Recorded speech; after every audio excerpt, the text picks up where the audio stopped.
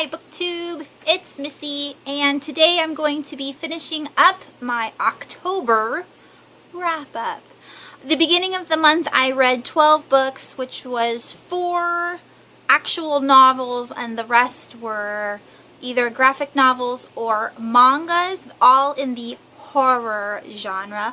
I will leave the link down below where you can go to my video that does the other half of the wrap-up. This is part 2 of Oktoberfest, or my horror books.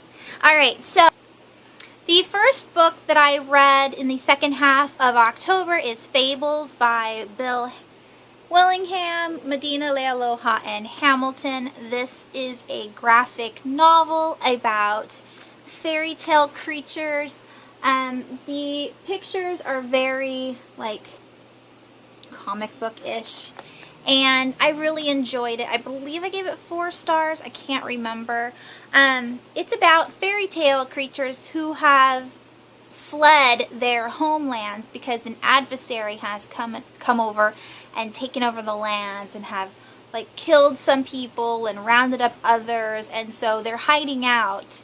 These fairy tale creatures are hiding out in the human world, the mundane world, and trying to make a living for themselves that way. And this particular volume is about a murder mystery. And so it was really good. I enjoyed it. Snow White is second in command to King, what is his name? King Cole. King Cole. And Snow White is the second in command. So I really liked it. That was Fables. The next book that I read was a short book I told you guys about that I was really excited. And this is called The House of Dead Maids by Claire B. Dunkel. This, I didn't even realize, it says a chilling prelude to Wuthering Heights. I didn't know that until after I read the book and I read like the little author's notes or whatever. This isn't a, like, true story, but apparently the maid that used to work for the Bronte sisters, she used to tell them ghost stories, and this is kind of like one of the ghost stories that maid used to tell them. Okay, so I think I gave this a 4 stars. Did I give it 5? I don't know. It is a really creepy read, actually. It's about 2 children, 1 girl, 1 boy, who get chosen to live at this house, and creepy things happen. Ghosts live in this house. The kids know that the ghosts live in this house, and then the whole town is just really creepy and weird. It was a very fast read. I think I read it in a day, and I actually did enjoy it. So if you want a creepy book that's not super scary, I would definitely check this out. And again, it's a prelude to Wuthering Heights, and so if you like Wuthering Heights, maybe you might want to check this out. I don't know. I liked it. The next book that I read is a middle grade that I have to turn into the library, and it's called The Incorrigible Children of Ashton Place, or The Mysterious Howling, because Mysterious Howling is the first book, and then I think this is the actual title of the series. This is by Mary Rose Wood, who also wrote the Poison Diaries books, I believe. I'm pretty sure. I haven't read those ones yet.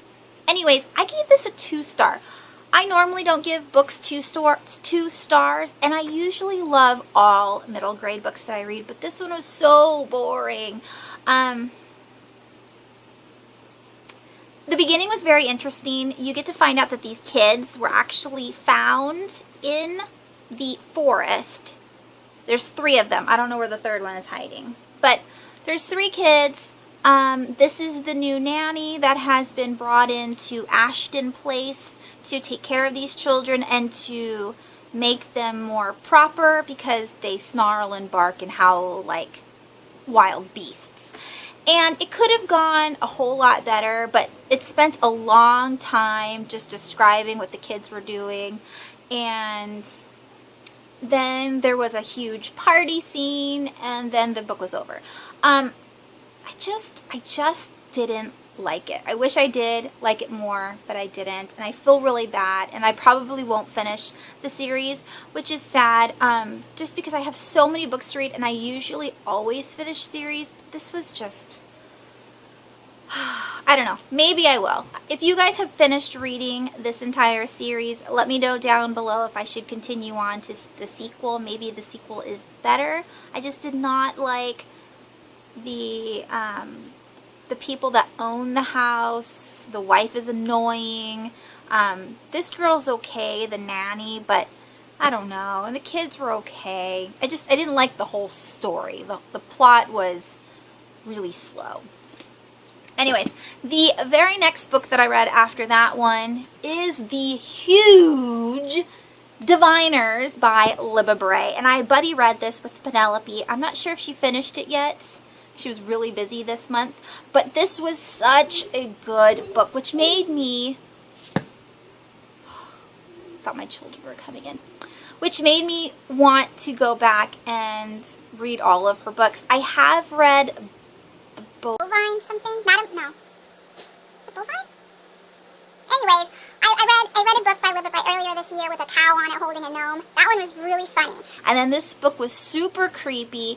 It's about a girl named Evie. I don't know why I forgot. A girl named Evie, and she lives in Ohio with her family. She's super bored. Nothing ever goes on in Ohio, and she wants to live it up and be a flapper and be famous. And one day she gets in trouble by, you know, a rumor that's going around in her town. Her parents decide that they're going to send her to New York, Manhattan, and to live with the family uncle for a few months to kind of like let whatever went on in Ohio to like settle down and everybody get back to normal and forget what she said. But basically, Evie really wants to go live with her uncle, and so she has to pretend to her parents that she's distraught, doesn't want to go, and she's going to be super bored, but she has a lot of fun.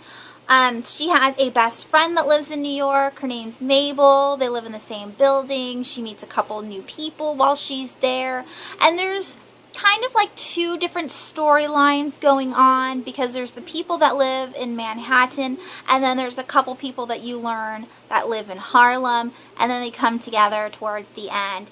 There is a villain in this book, which is really creepy. I don't want to talk about it, but it's amazing. This is definitely a paranormal scary book. It's not too graphic, but there is kind of bloody bits in it. And it was definitely fast-paced. Nothing in this book was slow. I gave it 5 stars. I loved it. I loved it. I loved it. I cannot wait to read the second one. Every time I look it up, it says that the sequel is that there's no release date, and it makes me sad because it's going to be amazing. Because this book was amazing. If you have not read The Diviners, I would definitely check it out. It only took me, it took Penelope and I 8 days to read it, but that's because, you know, we were reading it 60 pages a day. But if I would have just sat there and read this book alone, I think I would have done it in 2 days tops. It was so, so good. 5 stars. Pick it up. The next book that I read was Asylum by Madeline Rowe. I gave this 5 stars. I put a lot of pictures up on the Instagram because the pictures in here are awesome. Let me just share with you a few things, okay? We can see that the title is green. This title is green. So all of the pictures in the book are green. And then you have the chapter pages are green. So you have this cardstock and the word and the beautiful wallpaper background, and that is on every single chapter page. And then you have some really awesome pictures. So this is the first picture that you see in the story. It's just so creepy. I don't want to show any more pictures because it'll give it away, but this is about a few people. There's the boy, Dan Crawford. They are, he's the main character. Let me slow down. Dan Crawford is the main character of Asylum, and he goes to this like summer program that's supposed to be kind of like college prep to kind of get them introduced to what college classes are really like. And it just so happens that this college prep school in New Hampshire is held at an old asylum. The asylum has been like closed since the 1970s or something like that, and the college came along, thought that the buildings, the old wards of the patients would be perfect for dorm rooms. Who would do that? I don't know. But it turned out to be a fantastic read. I'm pretty sure I gave this 5 stars. If I didn't, I'm crazy. It was just so good. Not only is Asylum's like my favorite thing ever, but just the creep factor of going down into the asylum and like the basement section in the dark with like old stuff all over the place. Creepy.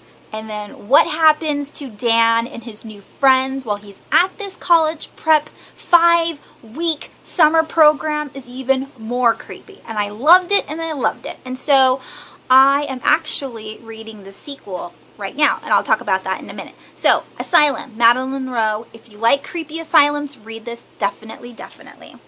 The next book that I read is Crawlers. I am so excited that I got through almost all of the books on my TBR this month. Crawlers was definitely your kind of cheesy, campy 80s flick horror movie kind of book. I would put it on the same line as The Blob or Critters or anything that was really campy from the 80s. Let me just talk a little bit about the book itself. There's 8 kids, 4 girls, 4 boys. They both go to private schools, and they're on their way to a theater house in, I want to say, New York. And this theater house, maybe it's somewhere else. Whatever.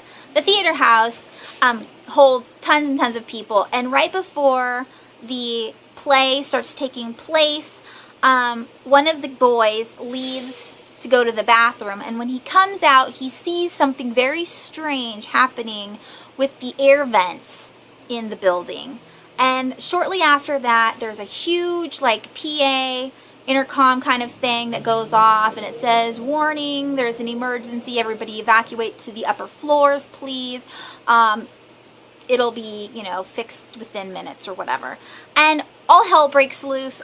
All the adults start screaming. The 8 kids are freaking out, not knowing what was going on.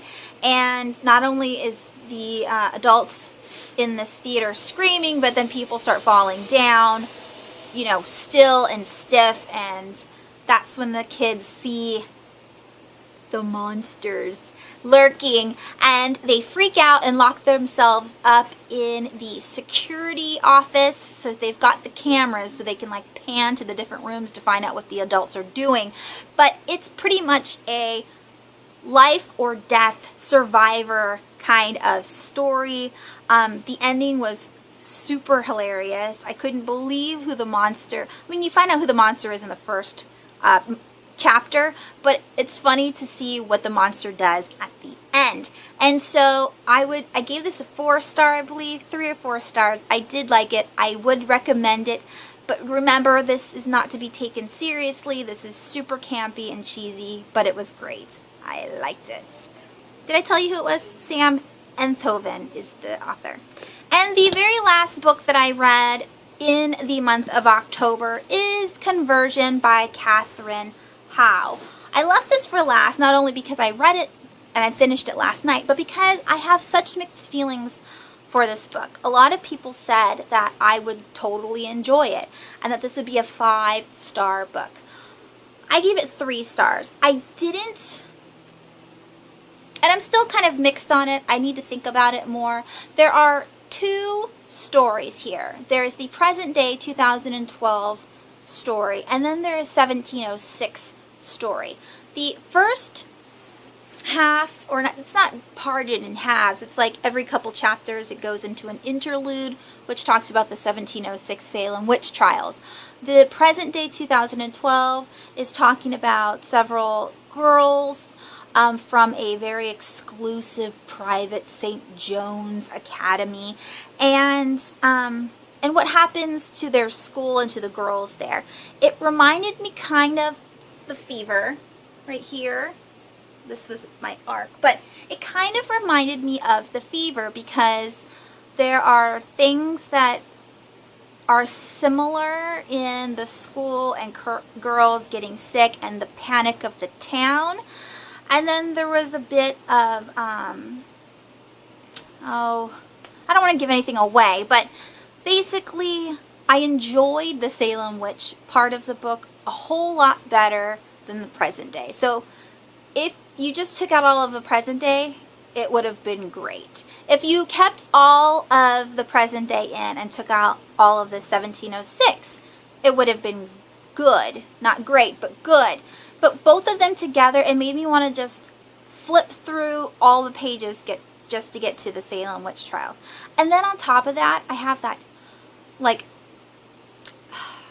irritation that the Salem Witch Trials is actually true and that 19 people died because a bunch of lying, bratty girls, and how I get so angry.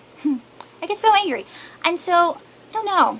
The present day girls, I couldn't relate to them. They were very snobby, and the main character, I didn't like her. She seemed very stuck up and rude and full of herself, and I don't know.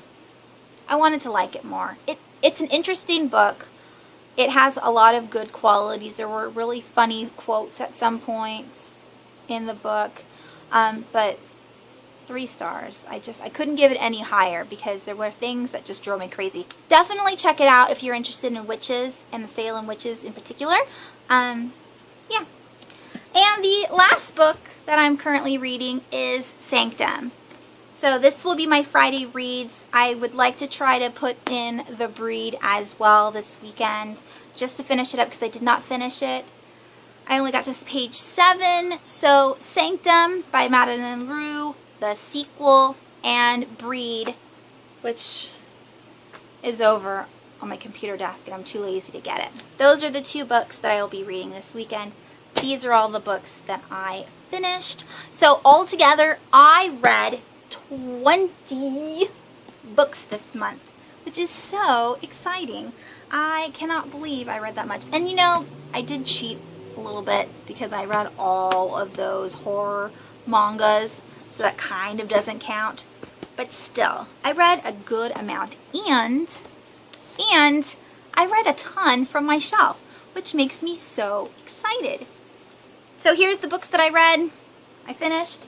Woohoo! Excellent, excellent. That's it. I will be coming back with a unboxing and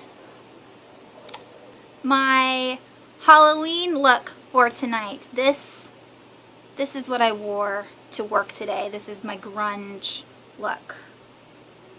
What? Channeling Pearl Jam. Hey, hey. Anyways, talk to you soon. Thanks for watching.